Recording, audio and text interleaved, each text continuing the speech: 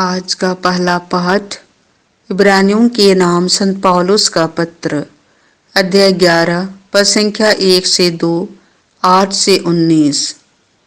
वह उस नगर की प्रतीक्षा में था जिसका वस्तुकार तथा निर्माता ईश्वर है।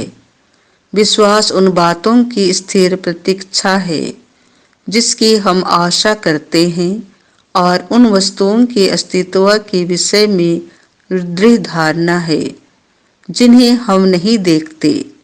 विश्वास के कारण हमारे पूर्वज ईश्वर के कृपा पात्र बन गए।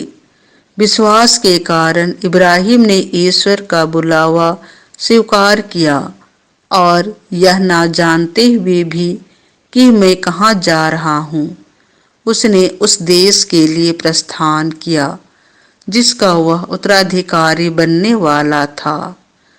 विश्वास के कारण वह परदेशी की तरह प्रतिज्ञात देश में बस गया और वहां इसहाक तथा याकूब के साथ, जो एक ही प्रतिज्ञा के उत्तराधिकारी थे, तंबू में रहने लगा।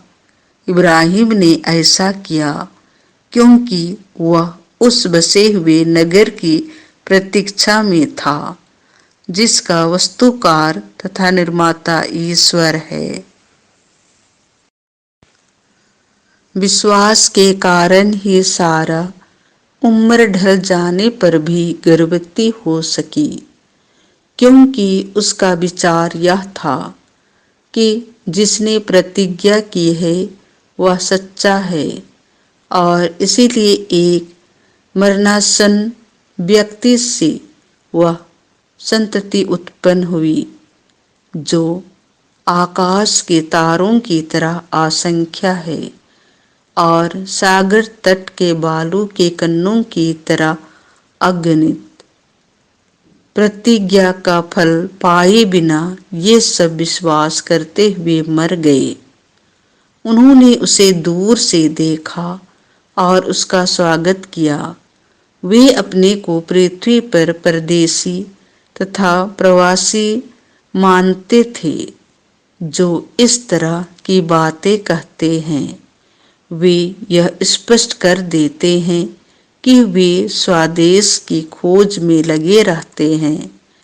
वे उस देश की बात नहीं सोचते थे जहां से वे चले गए थे, क्योंकि वे वहां लौट सकते थे।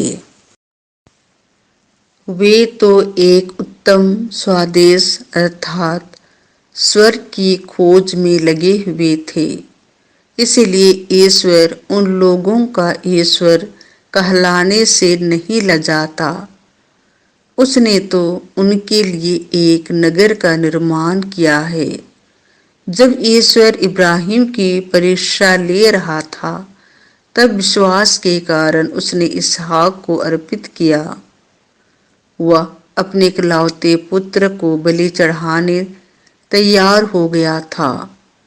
यद्यपि उसे यह प्रतिज्ञा की गई थी कि इसहाक से तेरा वंश चलेगा।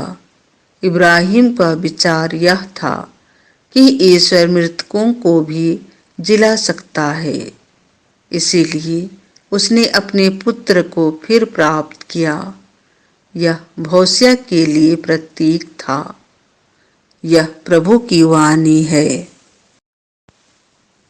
संत मार्कुस के अनुसार पवित्र सुसमाचार, अध्याय 4, पद संख्या 35 से 41। आखिर यह कौन है? वायु और समुद्र भी इनकी आज्ञा मानते हैं।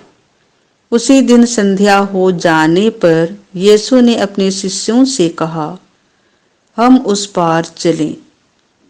लोगों को विदा करने के बाद शिष्य यीशु को उसी नाव पर ले गए जिस पर वह बैठे हुए थे। दूसरी नावें भी उनके साथ चली। उस समय एकाएक झंझावात उठा। लहरें इतने जोर से नाव से टकराने लगी कि वह पानी से भरी जा रही थी।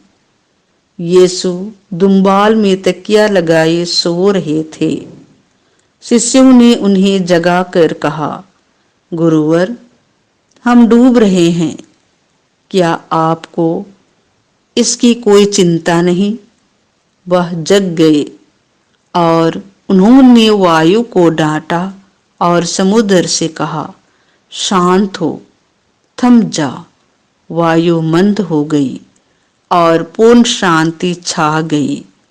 उन्होंने अपने शिष्यों से कहा, तुम लोग इस प्रकार क्यों डर जाते हो?